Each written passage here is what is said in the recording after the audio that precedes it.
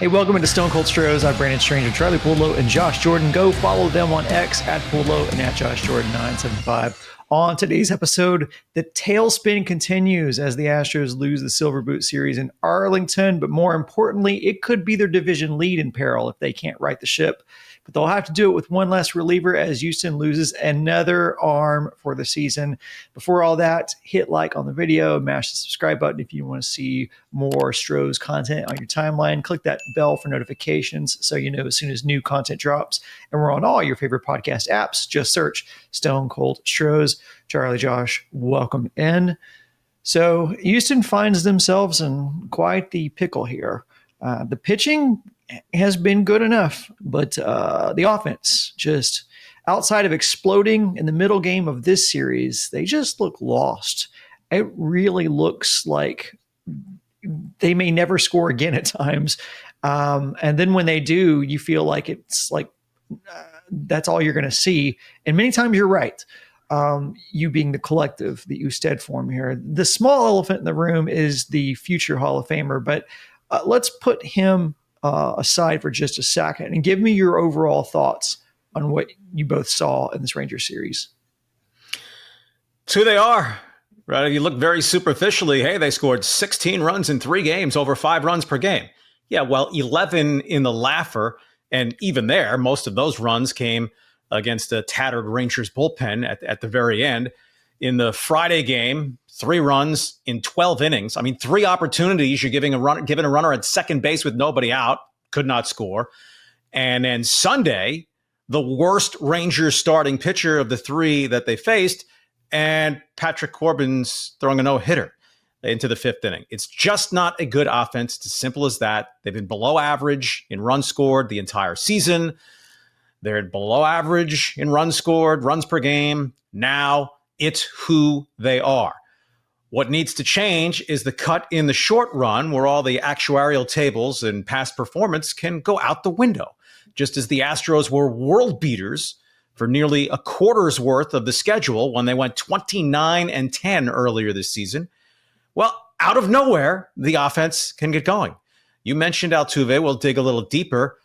Said last week, he stinks right now. Well, he's even stinkier. Carlos Correa's numbers are drifting down toward where they were with the Twins. The last 25 games, he hasn't been Altuve bad, but he's been bad. And then you just go the back end of the lineup, right? Jake Myers returned and actually gave him a couple hits and a great catch. He was more or less Jake Myers, but that's not enough when Yainer Diaz keeps Yainer Diazing.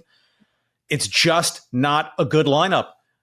For enough of the season, as in well past 3/4 of it, you waddle like a duck, you quack like a duck, you're a duck. But they're not a dead duck. Still in first place. It feels like the fingernails have to be digging in really hard to hold on to it.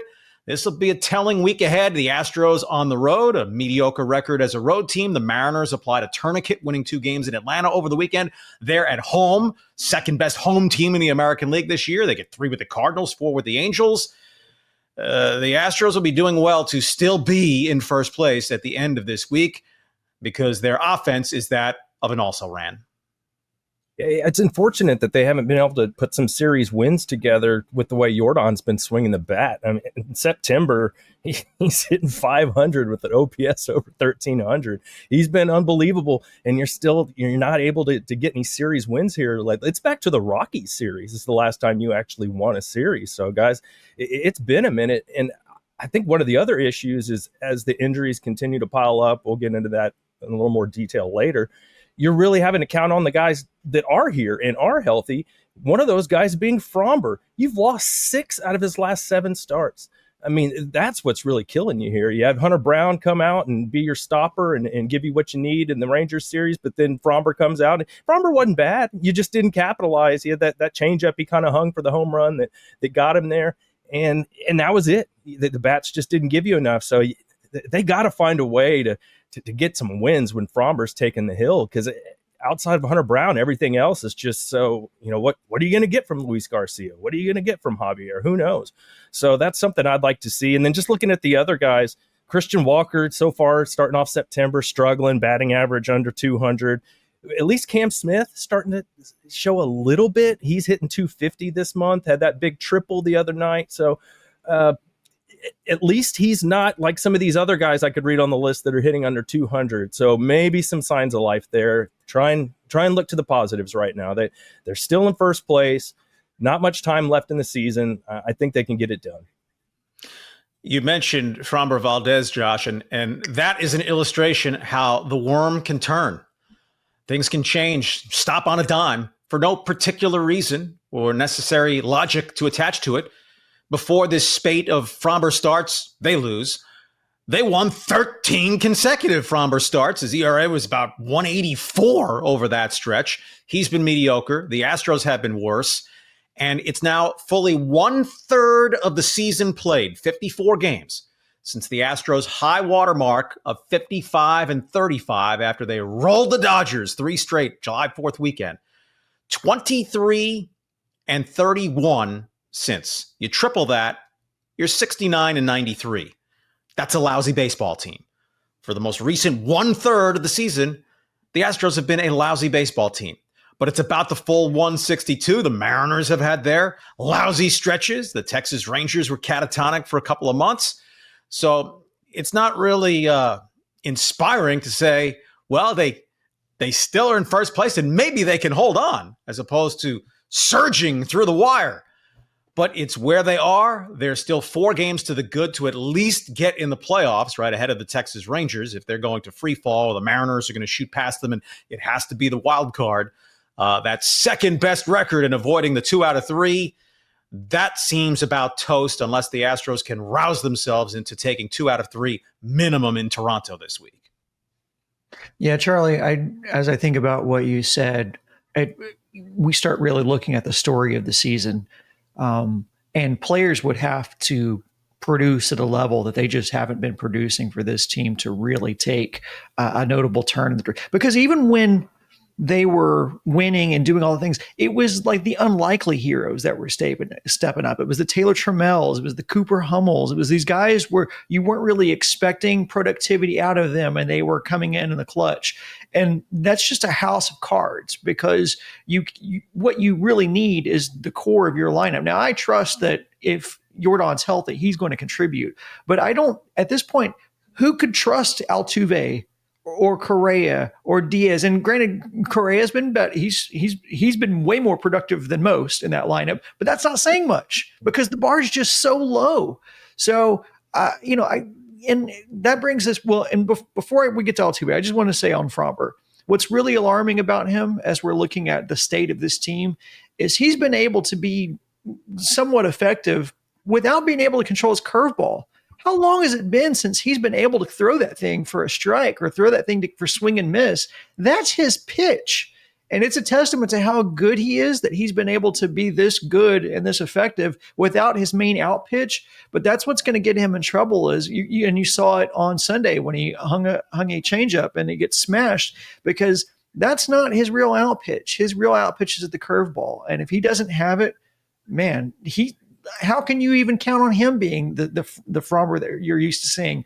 Really, from this series, what I saw was that Houston has one bona fide ace right now, and it is Hunter Brown. Now we have to get to Jose Altuve, because it's been a struggle to watch. It's been a struggle for him at the plate. It's just an epidemic right now. He is grounded into the 3rd most double plays in all of baseball this season. And granted, if you told me he was number 1, I'd believe you. At this point, I just wonder.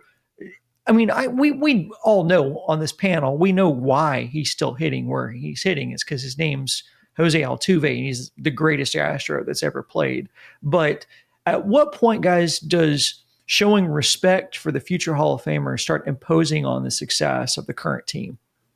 Well, if it's about respect, then Joe Espada is a toady for the players. You're in a tough race here. You need to optimize your lineup.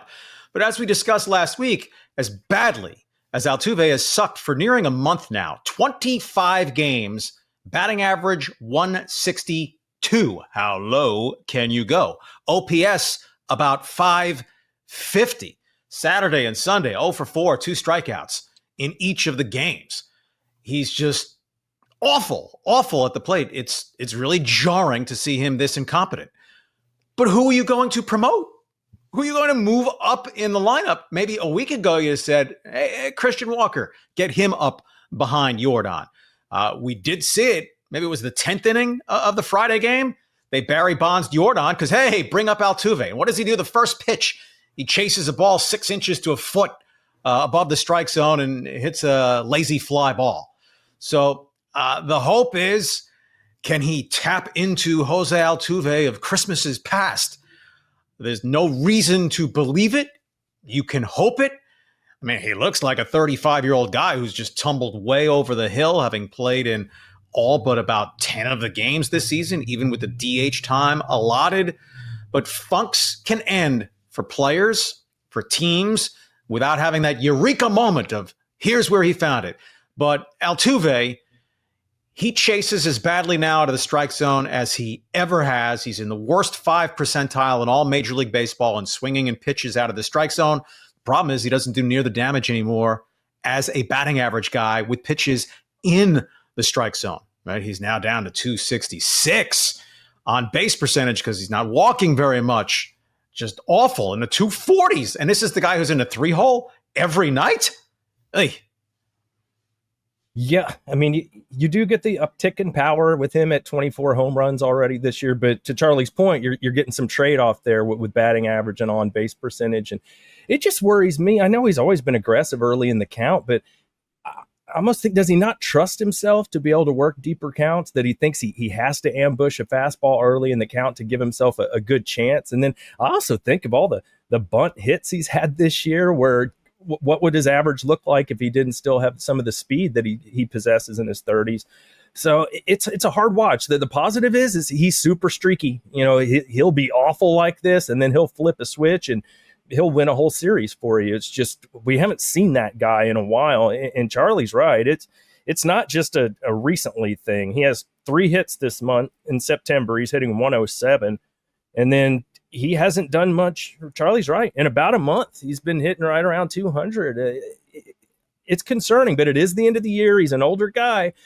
But Charlie makes a good point. He's rested quite a bit with being in the DH so much this year. It's disappointing to see. But if you're an Astros fan, you're right. You can't do anything about it. He has to play. You don't have any better options. I just don't like him hitting in the 3 spot, just all the double plays that Brandon brought up. And it washes away Jordan so quickly. But the problem is, you know, do you put Correa there? Correa is slower than Altuve, and at least Correa can slap the ball to right field and get on base from time to time. So I'm not really sure what the solution is there, but I don't like this batting order. I'd like to see Espada shake it up here.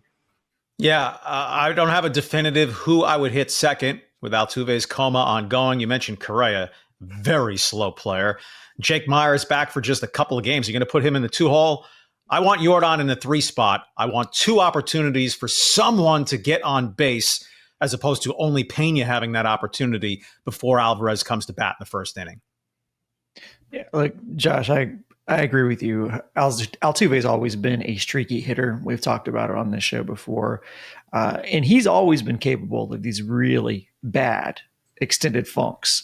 Another guy was Kyle Tucker. Kyle Tucker was very capable of falling into a month and a half long funk and just looking like he hadn't played the game before and then finding it out of nowhere. But that's the problem, is that while I'm not saying that Altuve is washed, I do think the obvious signs of aging are evident as the gaps in which he has these hot streaks becomes larger and larger, and the hot streaks themselves do seem to be contracting in size.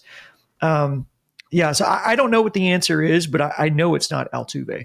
I get what you're saying, but at least with Walker, there's a little bit of a threat of power. There's a threat of some extra base hits.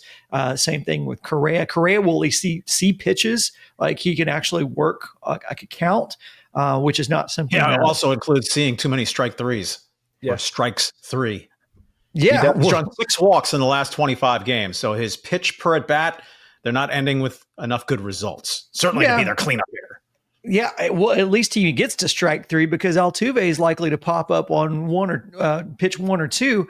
And I don't know what's worse, working a count full to watch strike 3 or to swing over the top of 3 straight pitches, which Christian Walker is one to do. So it is a really hard thing to say like what the answer is. I think we're going to have to get into this a little bit more later because I think there's a real question about the the roster construction as it stands right now. And I think we're going to be talking about this long into the offseason here, especially, if things work out for the worse here. But I think they have a lot of questions to answer considering the contracts that are on the books and the way this lineup is currently performing as it's currently constructed. Now, one of the things that obviously this team can point to has just been the deluge of injuries that have set them back for the season. And no one's arguing that that is a real thing. I just wonder, because we got news this week that Caleb Wart's basically done for the season. Bennett Sousa also, they confirmed is done for the season. Perhaps one or both of them might be available in the postseason. But I mean, I feel like there's almost as many players that you can say that about. I know it's not real, but like I feel like there's almost many players that you can say that about on this team right now than that as there are active players on this team that you count on, because there's just so many who it's Hader and Paredes and now Sousa and Ort, just guys that are like, well, they're definitely done for the season, but maybe in the postseason. Well, you got to get there. So that's a concern. But taking a step back, and we can get, obviously Ort's not the biggest loss, but I do wonder, you're at a point where you're really depleting the resources that you have in your bullpen, and he was one of them. But outside of the tangibles aspect of it, I just got to take a step back and just ask, this is an epidemic of elbow inflammation that's happening right now, Josh. Do you think this is just a perfect storm of coincidences, or is this a sign that this medical staff, who has been much maligned for their inability to be transparent at times and for the amount of setbacks that have happened to guys coming back from the IL, do you think that this may be indicative that they need to reevaluate specifically how they use pitchers? I mean, I think the results are so alarming. I think you have to at least look at it. And I don't know if it's anything the Astros are doing. Now, we have seen them rush guys back before. I think Dana Brown talked about with JP France. They rushed him back a little too soon. And we've seen that stuff happen for sure. But I just think the pitch clock is a big part of this, and how many innings these pitchers throw coming up and, travel league baseball and through college and the pros. And it's just, I know it's not like it was years ago. The guys, they're not throwing 150 pitches per outing or anything like that, but they're throwing harder. They're throwing with more spin. We talk about it. I don't know with the Astros, because it's kind of like when we talk about the hitting coaches. You could point to some guys on the Astros. I don't want to say anybody's name. I don't want to jinx anybody, but they have some guys that have been perfectly healthy on the Astros that are pitchers. And so you're like, well, are they not treating them the same? These guys are fine. These guys are hurt. I think it's just it's baseball, man. Your elbow, you're not really supposed to throw a ball overhand. That motion is not natural for a human being. So unfortunately for the Astros, they're just going to have to hold on tight, hope they have enough arms, and look to the young guys in Sugarland. We've seen AJ Blueball do some good things. You just next man up. That's where they are.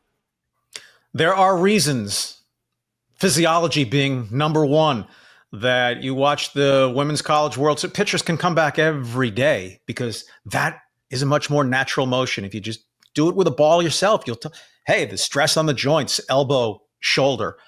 So it is a baseball issue, but the Astros are at the front of the line. I mean, there's an element, I think, of sometimes when it rains, it pours. They need to build an arc for just the incredible number of season-ending injuries. But we go look at the Dodgers injury scroll, the Tampa Bay Rays injury scroll with their pitchers, among other teams. It's not just an Astros thing, but boy, they are at the head of the class. They are. They are currently ahead of the class at the AL West, but we will see how long that lasts. It's not the advanced class, I can tell you that. Final thoughts before we're out the door here. Hunter Brown is the man. Just grinding through his innings, going one more in outpitching Jacob deGrom in the Astros' lone win in Arlington. Season high in pitches, 107, not 135. But the Astros face an interesting call with Hunter Brown. He's not pitched much on 4 days rest. You want to saddle up the horse and say the rest of the way to maximize his starting opportunities. It's going to be 4 days rest, right? They pushed Luis Garcia back because of his arm history. He's starting Tuesday. They have an off day, not now until a week from Thursday, right? Off Monday, but then they play 9 days in a row. Are they going to use 6 starting pitchers in that stretch? The way they currently have it lined up, Hunter Brown having pitched the Saturday game, 4 days rest, Sunday, Monday, Tuesday, Wednesday, Thursday, that would be in Toronto against an elite lineup.